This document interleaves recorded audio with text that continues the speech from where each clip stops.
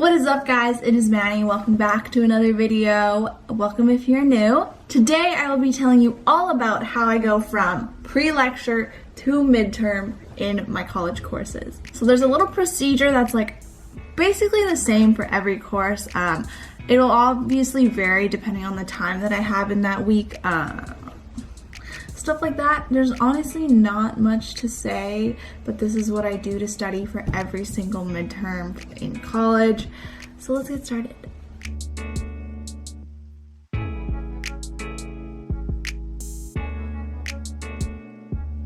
So before the week starts and before we start a new chapter in my course, I will start with the pre-lecture readings. So these are textbook readings. I will read the chapter that will correspond with what we're doing in lecture that week. A tip that I have for these textbook readings is to not read every single word. Even my prof said not to read over every single word in the textbook, but pick out the important points, the definitions, the important examples that you're going to need, and write them down. Yeah, I don't go over every single page in the textbook with a lot of detail, depending on the course. Some courses are more textbook-based, but the ones that are more concept-based, I will only just read the textbook for the definitions and get like an idea of what we're learning about that week. In my textbook notes, they're honestly not that neat. They're super messy at times, and I like to highlight the important words, just write down all the important concepts, things that I might want to review, or things that we will go over in class.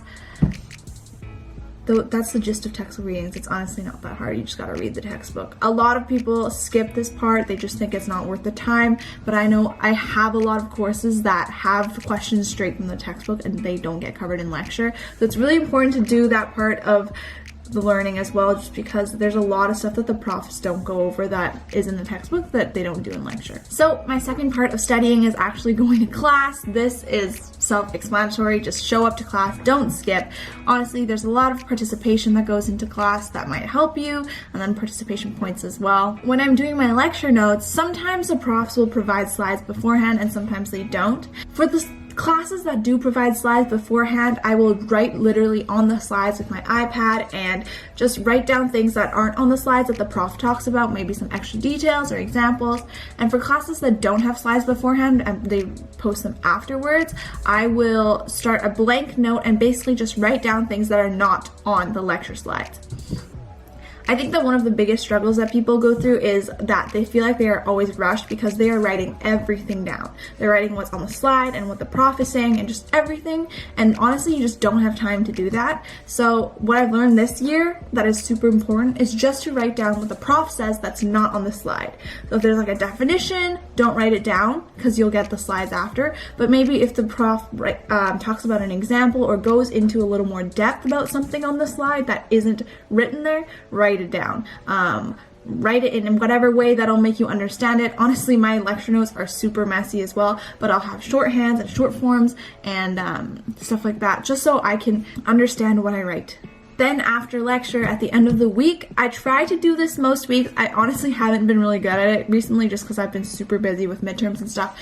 But at the end of each week, I like to go back and review all the lectures that we did. So this is when I take the slides that were posted after class and I combine my lecture notes and the slides that the prof provides and basically just kind of sync them together and make sure I understand everything that we did in class that week. It's also really good because you get to familiarize yourself with the material before starting with midterm. So when you're doing your actual midterm studying, you aren't like as clueless about what's going on. You kind of have an idea of the material beforehand. But yeah, I just like to go over lectures and review the stuff that we did in class and just make sure I understand all the concepts that we did. I basically said that like 3 times. Basically, the last part of my studying for midterms, which is the actual studying part, is that I create a study guide for each of the midterms that I do.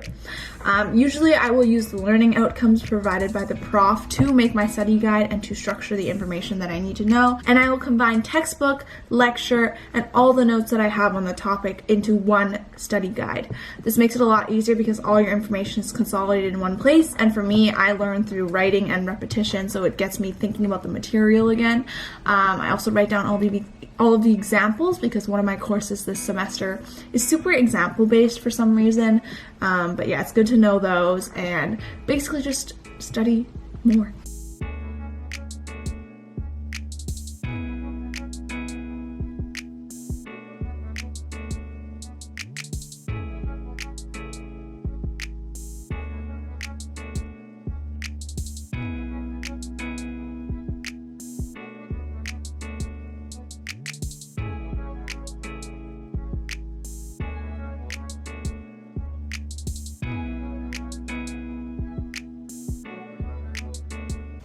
At this point, I'm like pretty familiar with the material, but if I am still struggling, I will make Quizlet flashcards to basically just memorize definitions if I need to for a course.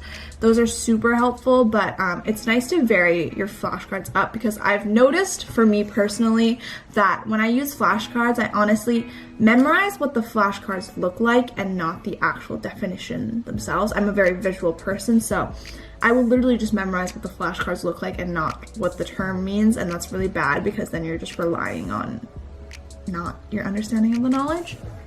Another tip that I have is to know your learning style when you're making your study guides. For me, I'm a visual person. I love drawings and diagrams and graphs. I can really imagine them in my head when I'm writing my midterms, so I like to include a lot of those. Also a lot of color, just so I can highlight the important words, important facts, stuff like that.